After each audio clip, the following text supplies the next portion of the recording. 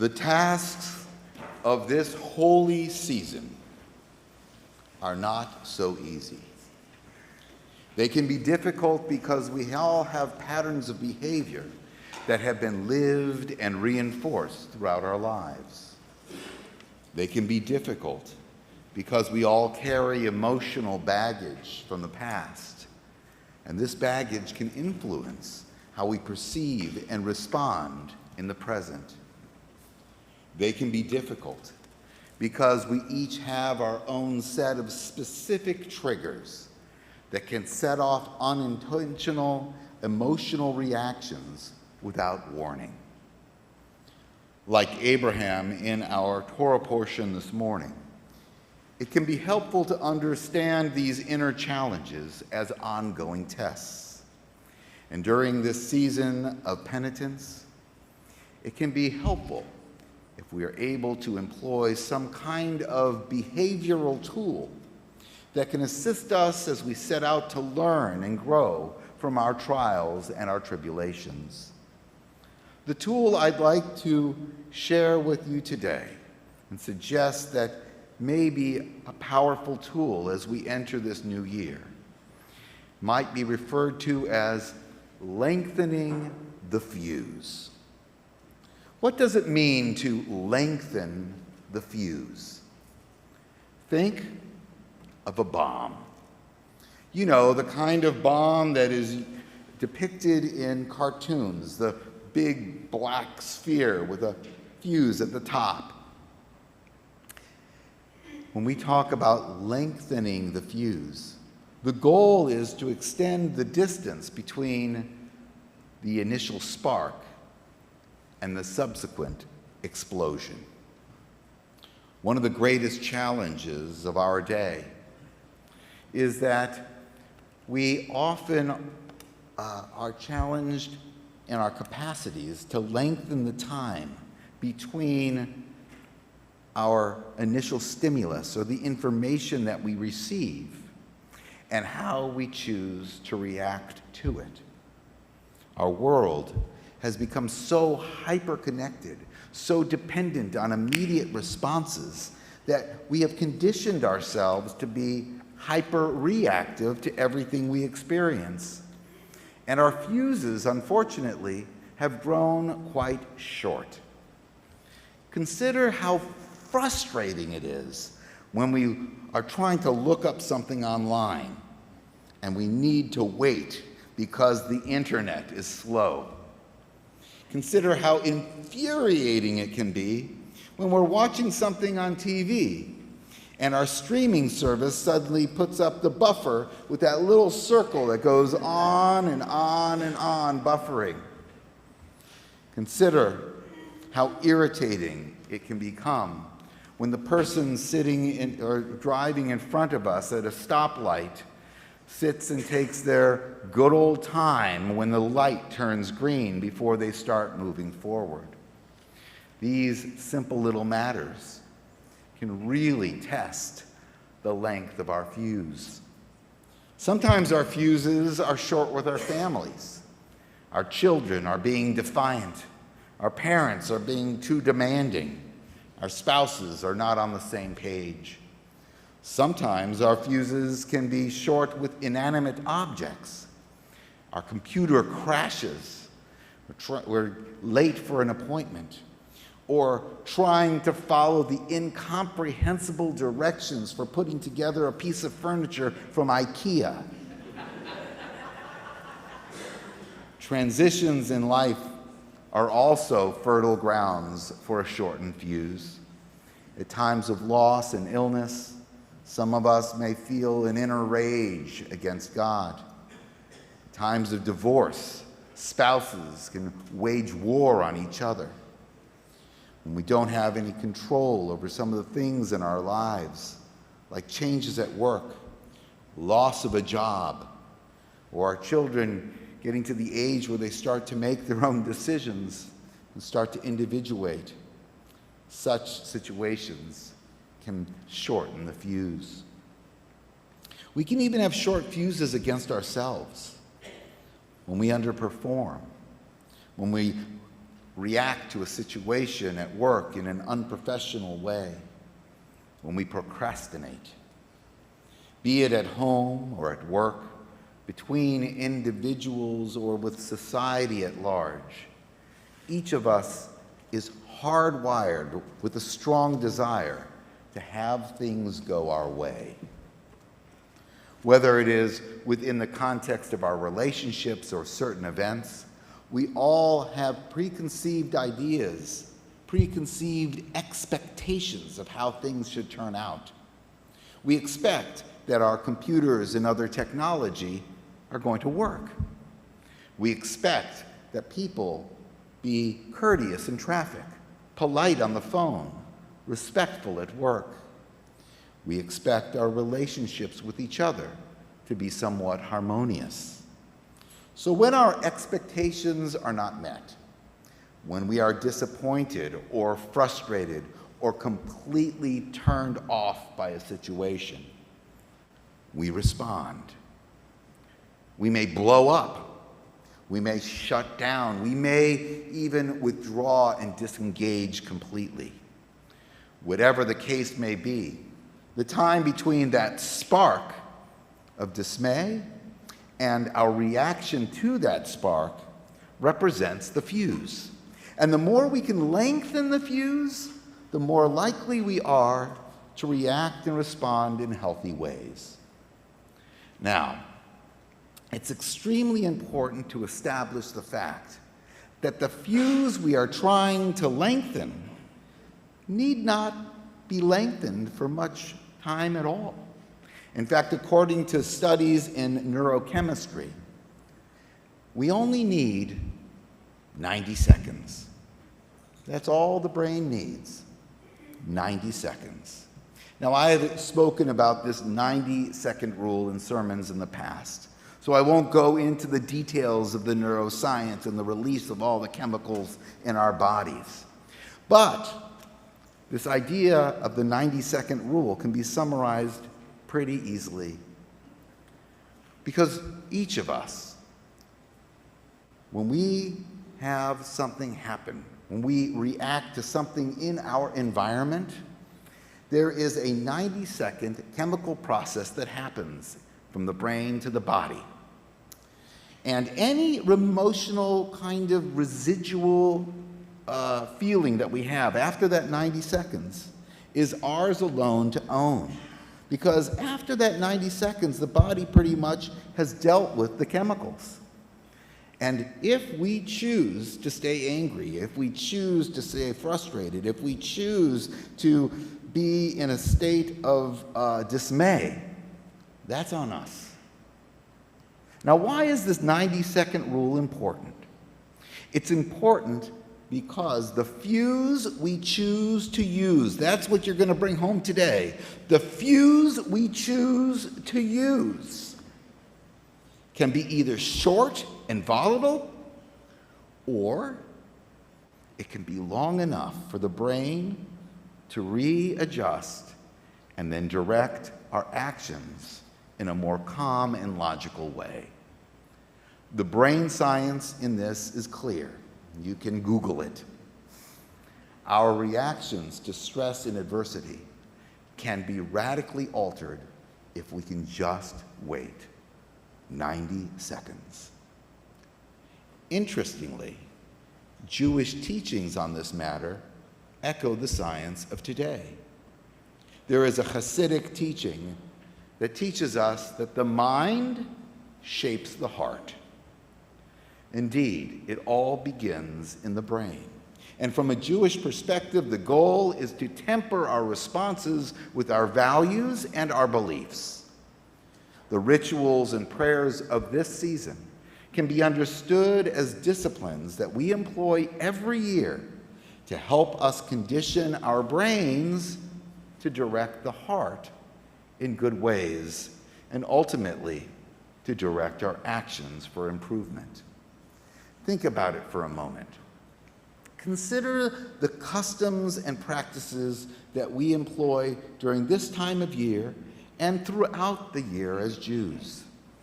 Each may be a beautiful, lovely tradition, but each also serves to generate a shift in mindset. The blast of the shofar, which we just so beautifully, powerfully experienced, is an amazing tradition, but it serves a purpose to shift our mindset, to wake us up, to remind us of the purpose of this season. We eat certain foods during this season. We eat round challahs. We eat the sweetness of apples dipped in honey, each of which, again, is a lovely custom. But they're there to help us have a shift in mindset, a shift in our hopes that the coming year will be a sweet new year. Many are wearing yarmulkes, kippot, in our congregation. This small little piece of cloth covering the head is like getting ready for a baseball game. It's prayer garb, right? And those who wear it every day, some Jews wear the yarmulke every day.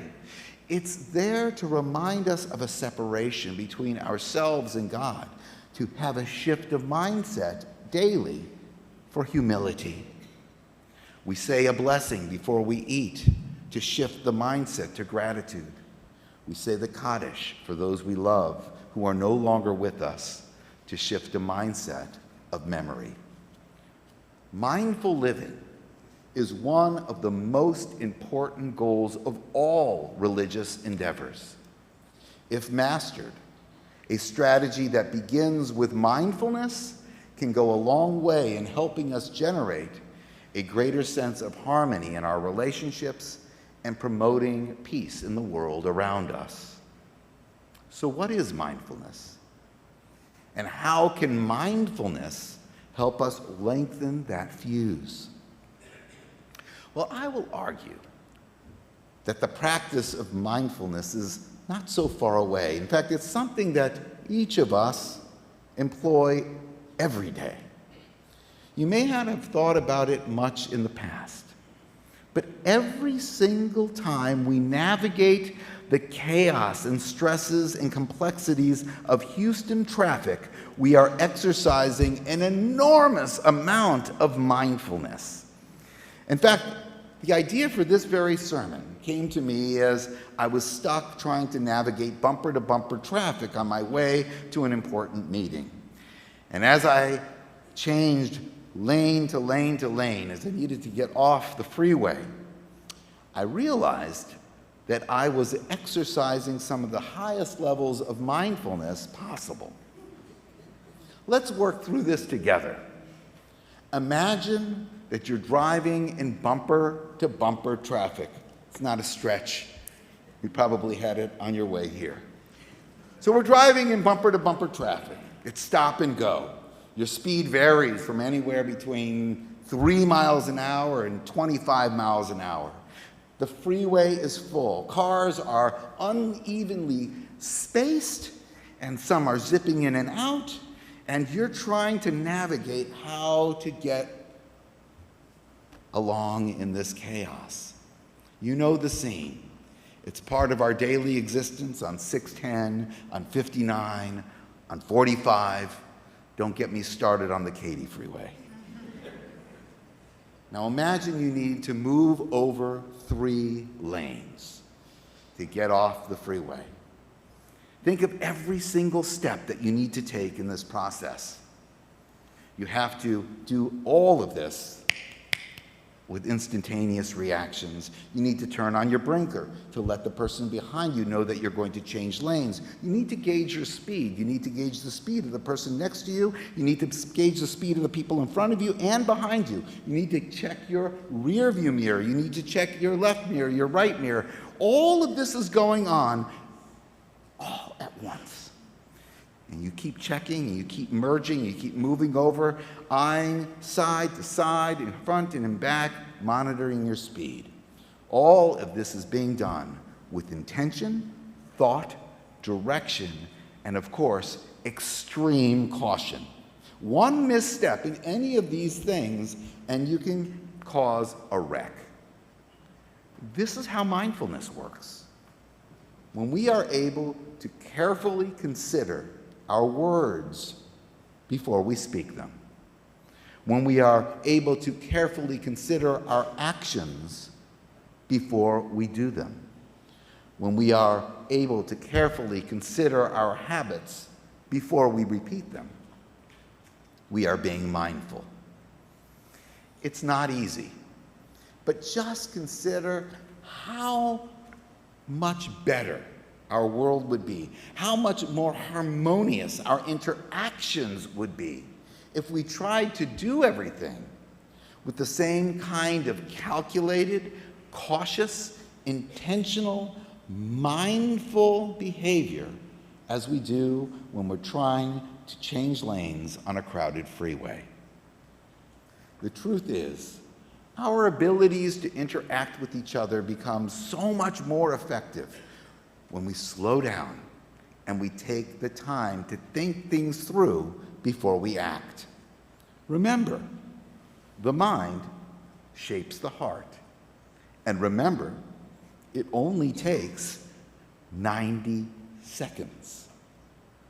When we think about it, a little time goes a long way in making most endeavors in life so much better. Time usually makes everything we do better. And whenever we allow something to sit just for a little bit before we act on it, the result is almost always worthwhile. Consider a good steak. It's so much better when you let it rest after you take it off the flame. Cheese is always better at room temperature. And red wine can be divine if you let it breathe. Our daily interactions are the same way. And part of the challenge is having the patience to let it sit, having the patience to allow a little bit of time for things to settle down. And this is not something that comes easily or even naturally. Patience is learned and practiced. As children, we need to learn it. And as we continue to grow, we need to exercise it regularly. And even then, it can still be very challenging. Perhaps it is for this reason that the Hebrew word for patience, savlanut, is rooted in the Hebrew word sevel. You can hear the connection, savlanut, sevel. And what does sevel mean? It means suffering. It means hardship. There is great wisdom in Hebrew. Patience is an act of suffering and hardship. None of us want to suffer. None of us want hardship. So why would we ever be patient? The truth is that the process of lengthening the fuse is not only difficult, but it seems to go against our natural instincts. And this is why mindfulness is so demanding. It's like paddling upstream against a current to get to a safe place. The work may be difficult, but the reward is great. Just as it is when we navigate traffic, being mindful of every step in our interactions can go a long way in helping us define who we are and who we hope to become. There is a powerful lesson which is taught, which comes from the Chinese philosopher Lao Tzu, who states the following: watch your thoughts, they become your words. Watch your words, they become your actions. Watch your actions, they become your habits. Watch your habits, they become your character. Watch your character, it becomes your destiny. The value of being mindful and the path to its development in our daily interactions can come from countless sources. The merits of mindful living are supported by neuroscience, Jewish tradition, and Chinese philosophy. But whatever the source may be, the truth is this, that it is an important discipline to exercise mindfulness, and its drive is one primary strategy, and that is slowing down and creating a gap between the stimulus and our response to it. In his famous book, Man's Search for Meaning, a book that I've quoted repeatedly in sermons as well, Dr. Viktor Frankl tells the story of how he survived the Holocaust by finding personal meaning in various moments. This philosophy became the foundation of what he created called logotherapy, where Dr. Frankl stresses the importance of developing the capacity to allow the mind to create distance between an experience and how we react to it. This is a powerful teaching by Dr. Frankl that we can take into the new year for lengthening the fuse. He taught, between the stimulus and the response, there is space. And in that space is the choice in how to respond. That space need not be long. Science says 90 seconds, which is just a couple dozen deep breaths. But that space can increase our capacities to see, hear, and understand with more intention and greater meaning. So let us take a moment to feel that space as we welcome this new year together. As the choir sings a beautiful rendition of Shehechianu, I invite us to pause, breathe, let go, feel the space that comes as we relax. Ease into the new year with mindful intention. Embrace this shift in mindset and lengthen the fuse as the new year begins.